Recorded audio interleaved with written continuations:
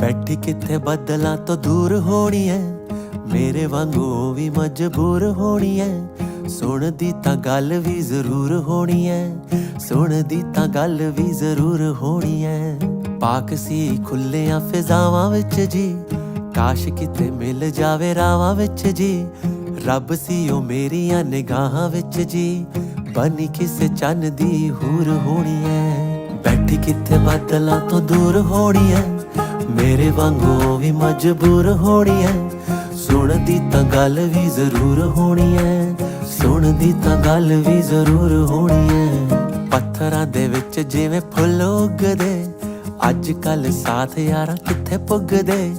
ਆਪਾਂ ਵੀ ਤਾਂ ਰਾਹੀ ਇਸ ਕੱਲ ਯੁੱਗ ਦੇ, ਕੱਢਦੀ ਉਹ ਮੇਰਾ ਵੀ ਕਸੂਰ ਹੋਣੀ ਐ।